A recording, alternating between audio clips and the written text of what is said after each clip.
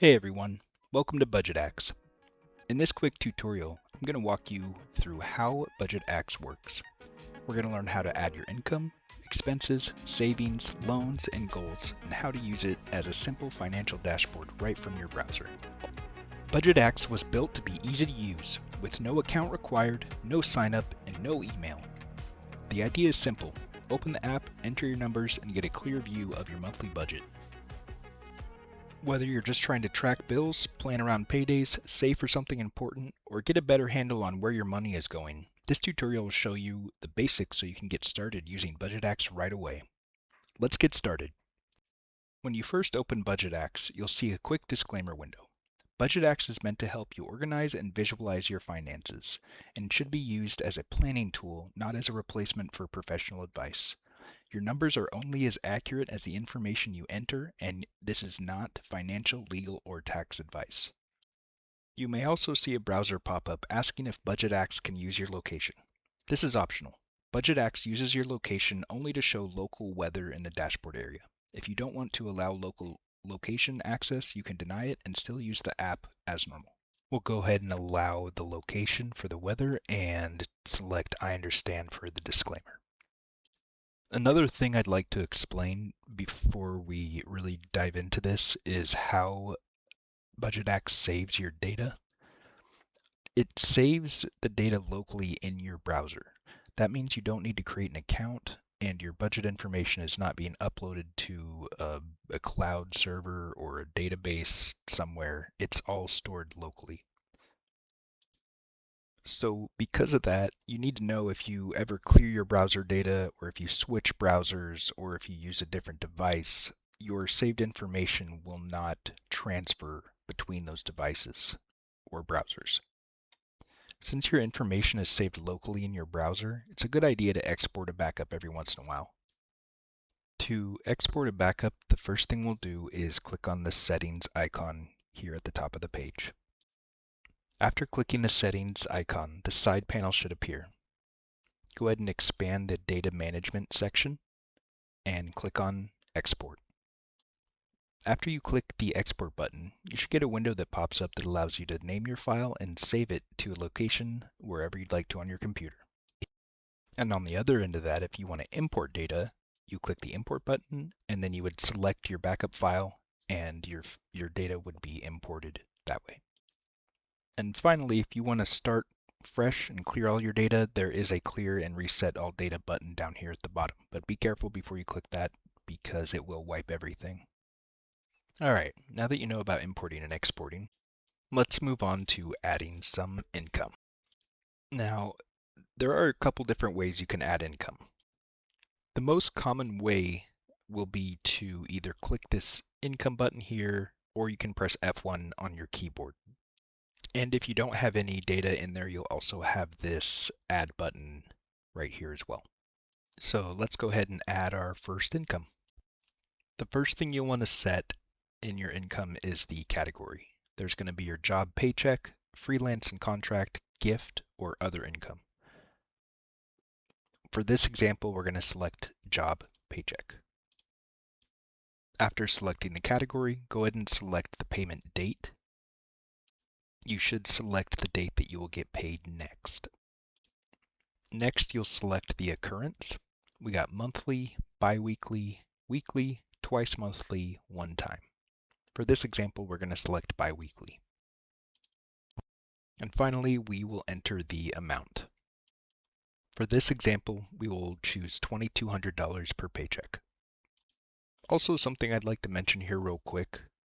You should always round your paycheck down to the nearest whole number.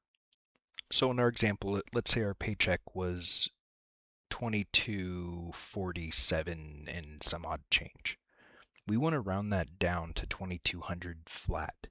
Not only will it make our numbers nice and even, it will also make us overshoot everything. So we'll have more money, a little bit more money than what we're actually showing here. It's just good practice. The last option here gives you the ability to add a website link. You can put whatever you want here, but I would put a link to your bank or wherever this income is coming from or going to. For our example, we'll use bankofamerica.com, and we also give you the option to add this link to the quick links bar if you'd like. All right, now you can see that that income has been added, and there's a little bit of information below here that you can check out. And if you hover your mouse over the data here, it'll give you this little arrow, and if you click on that, it'll go to that link that you added. So it's an easy way to get to your bank from here. There's also an option to edit and delete the data as well, and that's pretty much how you add income. Oh, and here at the bottom we'll show you the monthly and yearly totals for income as well. I'd also like to mention that now that we have some income data, you can see up here in the 7-day forecast calendar a $ icon. This icon is showing because when we put our income data in, we selected biweekly, and the date that we chose made it so today just happens to be payday. So it sets a reminder on the calendar when we're going to get paid, which is nice. And if you click on the calendar icon up here, you can see the $ icon there as well. All right, so before we move on to the expense section, I just want to explain why this icon is showing up real quick. If we go over here and click the Edit Entry button, you can see here that the option to add the link to the quick bar is turned on. We're going to go ahead and toggle this off and click Save. And now the icon has disappeared. All right, now let's move on to the expenses section. To add an expense, you can click the expense button here, or you can click F2 on your keyboard. When adding an expense, you will first want to set the entry type. The 4 types of expense entries are expense, food and gas, subscriptions, and loans. Each will be handled in a slightly different manner. For our first expense type, we will add rent. We will have expense as the entry type. For name, we will put rent. For this example, we will just put $1,500 for the amount. I would put the link to pay your rent here. We will not add this to the quick links bar. And we will say the charge date is the 4th of every month. All right, we'll go ahead and click Save here.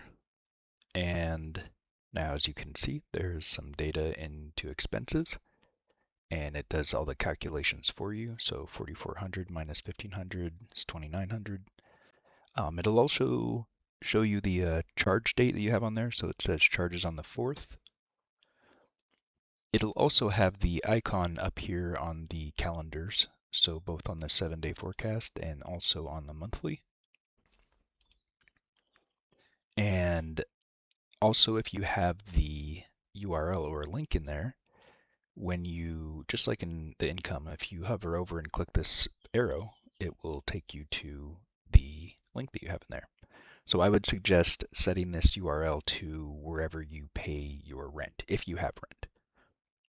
And that's how you add a normal expense entry type here. All right, next we're going to move on to adding our food and gas daily budget. This is essentially our budget that we can spend every day on food and or gas. So as you can see, I clicked the button to add expense here. I changed the entry type to food and gas. You can also add subcategories here. There's groceries, delivery, fast food, gas. For this, I'll just put food. We'll do $1,250 per month on food. We're not going to add a URL, and we'll go ahead and save that.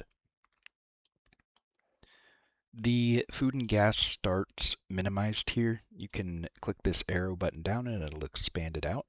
and then you can see our food is added right there. Next, we'll go ahead and add some gas money. So we'll spend $250 a month on gas. So we'll save that. And as you can see, it does the calculations there. So we'll be spending $1,500 on food and gas a month. Then we can go ahead and collapse this if we'd like. Another thing, you can click this show daily, weekly. And if you do that, it's going to show how much money you can spend daily and weekly on food and gas, which also shows up here as well, but we'll get to that later. But yeah, I just wanted to show you can toggle these daily numbers on and off if you'd like to see.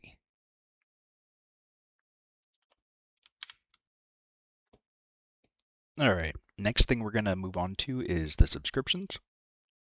And just like food and gas, you'll add subscriptions by clicking the expense button here. We will change the entry type to subscriptions.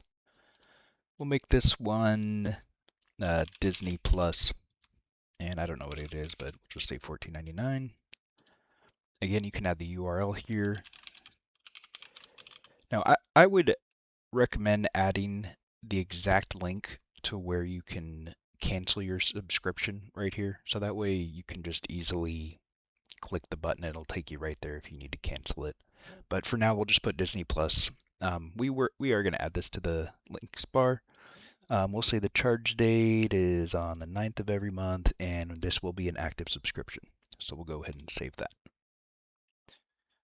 And now, if we expand subscriptions, you can see Disney Plus is there. It's got the icon on there. It'll say how much it costs and also the date that it charges on.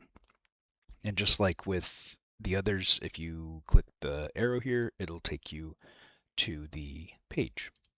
The icons will also get added to the calendars. Since we made this charge on the 9th, it's not going to show on the 7-day calendar because the 9th isn't showing here. But if we go to the big calendar, you can see on the 9th, you can see the little Disney icon charge there.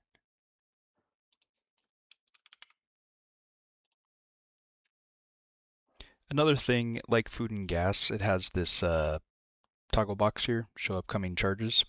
And so if you were to have any upcoming charges, they would show here. And I believe the threshold is within a week. So any subscription charges you have within a week will show right here.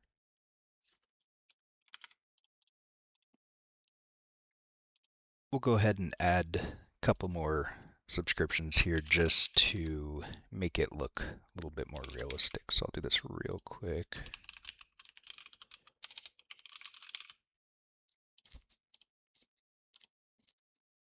And then, I don't know, Apple TV.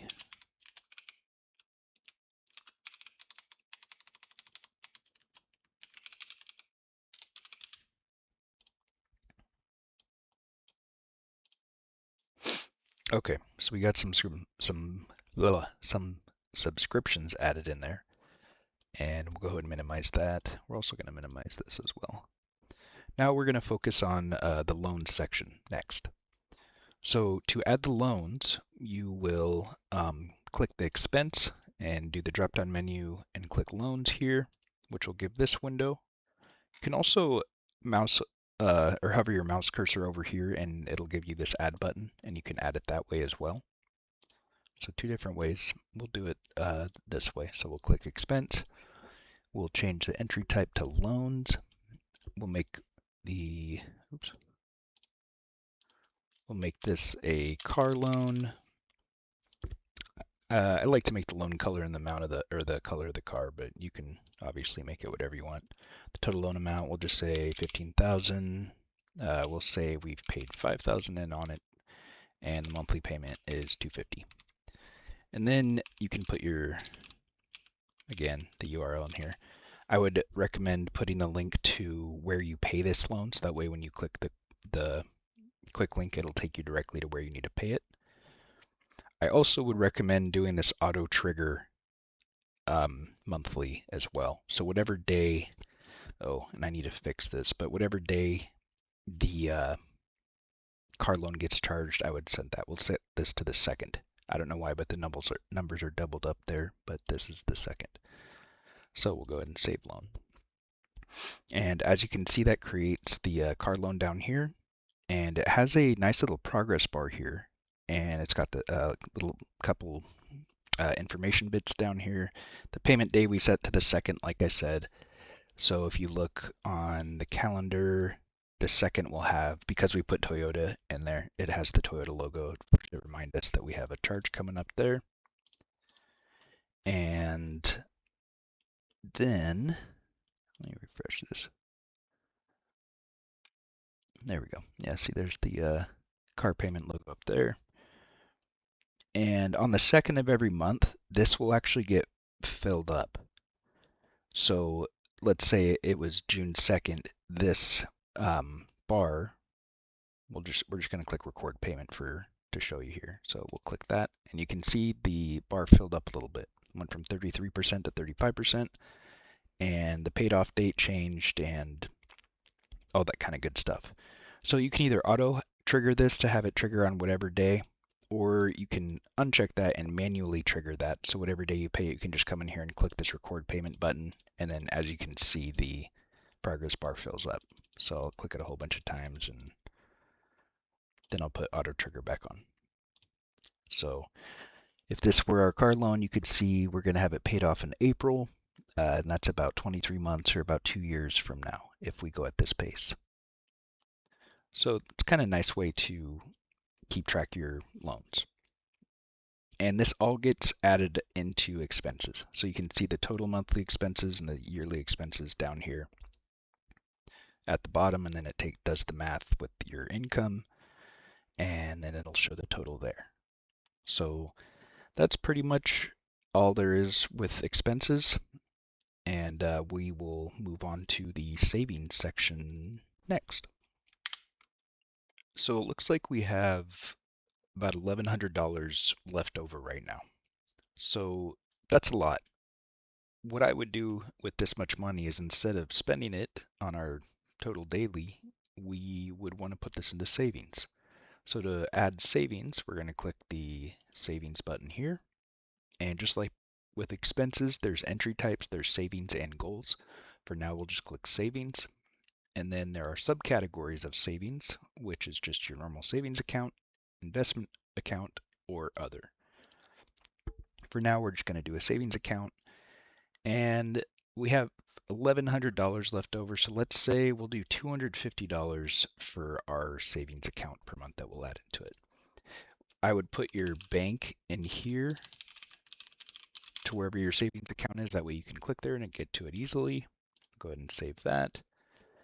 And as you can see, it added the savings account, 250. It also adds this nice little timeline. So if we save 250 bucks a month in our savings account, after 5 years, we'll have $15,000 in there. So it kind of does a little bit of quick math for you. Next, we're going to add, well, let's see, we have 850 bucks left. So I think we can save a little bit more. We'll put 250 into an investments account, and we would put, we'll just put E-Trade in here. We'll add that one to the quick bar link. And then you can see the investments account is in there as well. We got the quick link that got added up there because we checked the box.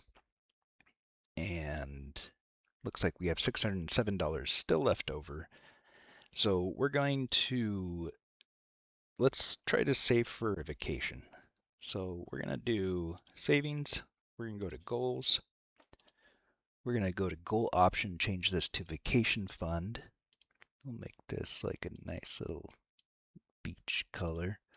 We'll make the goal amount, let's say we want to get $2,500 for our vacation fund. We have none currently saved, and let's say we'll put 250 every month into it. And we're not going to have a URL. We'll say the trigger date is on the 1st of every month, and that has added our vacation fund there. So according to this, if we put $250 into the vacation fund, after 10 months, we will have reached our goal of $2,500. And just like with the car loans, this will auto progress as long as you have the auto progress checked here. Or you can uncheck this and manually do it as well, which you would just click this add monthly amount. And as you can see, the progress bar fills up, just like with car loans. So we'll change auto progress back. We'll keep that on the first of every month. And let's see, we have $357 left over. And then according to our monthly balance, it says we got $48 for food and gas daily with $11 left over from the monthly balance. So if we add that together, this is basically saying at this pace with all these savings, we could spend $60, well, $59.90 a day and still be net positive. And we're saving a bunch. So $60 a day is pretty good. I like to try to shoot for like around 40 to 50 bucks. I think that's a pretty safe number as long as you're having savings account. If you don't have savings, then that's a whole different story. But because we got savings account here, we got 60 bucks we can spend a day. I'd say that's pretty good. So that's essentially how you can set up just a quick little finance budget sheet here with BudgetAxe. All right, so we've shown you just a quick basic budget setup for this tutorial. I'll make other videos in the future kind of explaining things further into detail, but I just wanted to give you a quick rundown of how you can quickly use this to just kind of give yourself an idea of how much money you have to spend a day. I would suggest setting BudgetAxe as your home page, so anytime you open your web browser, this is going to be the first page that you see every day. That way you can be very money conscious. It'll be forefront your mind. You can also add your quick links here. So if, you could put Amazon, whatever you want, you can put your links in here. They'll get added. And so you can quickly go to your web pages and whatnot. And if you have any suggestions, check out our maiden page at BudgetAxe.com. And there are some contact forms you can send to give us some suggestions, feedback, stuff like that. And yeah, thanks for watching, and there will be more videos in the future. Until next time. Last thing before we sign off, I just want to say this video was recorded in May of 2026. BudgetAxe is constantly evolving and changing, so the content in this video may be outdated. There are a couple bugs currently with BudgetAxe, but like I said, the patches and everything will get fixed. I currently am doing this all 100% for free and on my own time. If you would like to donate or advertise with us, there are links at the bottom of the webpage. And thank you for all your support. And like I said, we'll be making some more videos in the future. Thank you.